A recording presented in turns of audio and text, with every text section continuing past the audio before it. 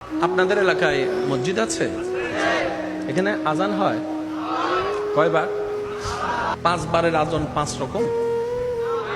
হয়তো আজান দাতার সুরের উপর সুর ভিন্ন হয়, শব্দ। এবার শিক্ষিত সমাজের ভাই যারা আছেন, স্কুল কলেজ ভার্সিটির ভাই যারা আছেন, একটু শব্দটা নোট করবেন। সুবহানাল্লাহ কার প্রশংসা? মাশাআল্লাহ কার প্রশংসা? বিসমিল্লাহ কার নাম?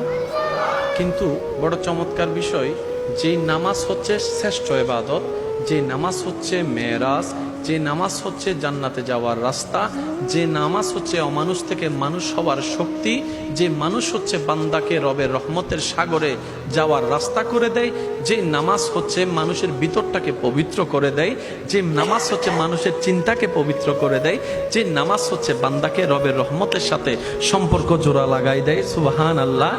যে নামাজ হচ্ছে শারীরিক শক্তি ব্যায়ামকে বাড়িয়ে দেয়, যে নামাজ আপনার ব্রেন শক্তিকে বাড়িয়ে দেয়, যে নামাজ আপনার হার্টের রক্ত সঞ্চালন ভালো লাগে, যে নামাজ আপনার ভিতরে একটা পবিত্রতার ভাব নিয়ে আসে, সেই নামাজকে রব্বুল আলামিন সুবহানাল্লাহ বলে শুরু করতে দেয় নাই, বিসমিল্লাহ বলে শুরু করতে দেয় নাই, মাশা আল্লাহ বলে শুরু করতে দেয় নাই। কখনো কি একবার ভেবেছেন নামাজের শুরুটা কেন আল্লাহু আকবার দিয়ে হয়? দেখেন একটু, আমি শুধু দেখাবো, আপনারা শুধু উচ্চারণটা করবেন। এবার রুকুতে যাব, এবার সিজদায় যাব, এবার সিজদা থেকে বসবো, আবার সিজদায় যাব, আবার বসবো, এবার রুকু থেকে দাঁড়াবো। শুনি নাই, আওয়াজ এখনো হয় নাই।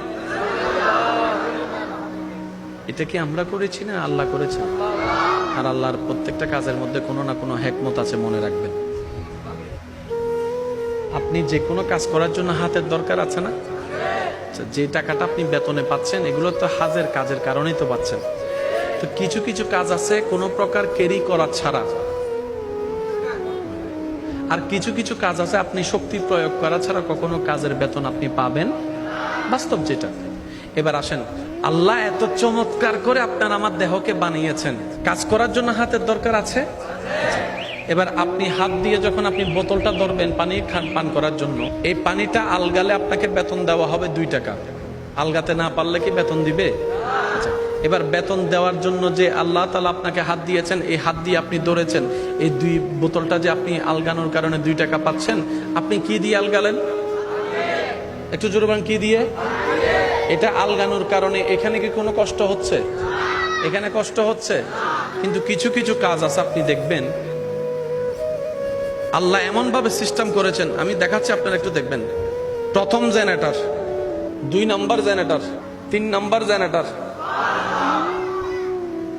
এটাও যদি আলগাতে না পারে, অটোমেটিক 4 নাম্বার জেনারেটর স্টার্ট হয়ে যায়। 4 নাম্বার জেনারেটর যদি কোনোভাবে কোনো কিছু আলগাতে ব্যর্থ হয়, অটোমেটিক 5 নাম্বার জেনারেটর অ্যাক্টিভ হয়ে যায়। এটাও যদি তেমন জোর না পায়, অটোমেটিক 6 নাম্বার জেনারেটর। সেজন্য অনেক সময় দেখবেন হাতে ভারী কিছু আলগালে কোমরে পেইন হয়। সুবহানাল্লাহ কি আরো জোরে বলা যায়? হাতে ভারী কিছু আলগাতে গেলে অনেক সময় কোমরে পেইন হয়। কেন? ওই জেনারেটর কোমরে আল্লাহ একটা ব্যবস্থা করে দিয়েছেন। ওই জেনারেটরকে সাপোর্ট দেওয়ার জন্য আল্লাহ হাঁটুর জেনারেটরের ব্যবস্থা করে দিয়েছেন। একটা দেহের ভিতরে কতগুলো জেনারেটর আপনি নিজে ভেবে দেখবেন। আমি বলি কি, 5টা আঙ্গুল সমান নয়, কিন্তু ভাত খাওয়ার সময় 5টা আঙ্গুল সমান হয়ে যায়। সুবহানাল্লাহ। যদি আপনার আমার কথা মোতাবেক 5টা আঙ্গুলকে আল্লাহ সমান বানাতেন, কেউ ভাতও খাইতে পারতাম না। আল্লাহ সিস্টেমটা এমন ভাবে করেছেন, যারা স্রষ্টা খুঁজে পায় না, শ্রদ্ধার সাথে আবদার করে বলে যেতে চাই, আপনার স্রষ্টা খোঁজার জন্য ডানে বামে দেখারও দরকার নাই, কম্পিউটার নিয়ে গবেষণা করারও দরকার নাই। আপনি আয়নার সামনে দাঁড়ায় নিজেকে নিয়ে নিজে গবেষণা শুরু করেন। আপনার মনেই বলতে বাধ্য হবে, এত সুন্দর সৃষ্টি কোন সৃষ্টির পক্ষে করা সম্ভব নয়, এটা একমাত্র স্রষ্টাই সৃষ্টি করে দিতে পারে। বলেন সুবহান। আর একটু জোরে বলি না সুবহানাল্লাহ। এবার বলেন, নামাজ শুরু হয় কি বলে? আল্লাহ। জোরে বলেন আল্লাহ। এবার আজানের শুরুটা দেখেন।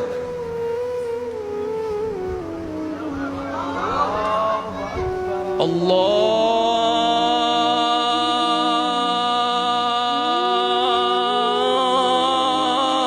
আকবার, আল্লাহু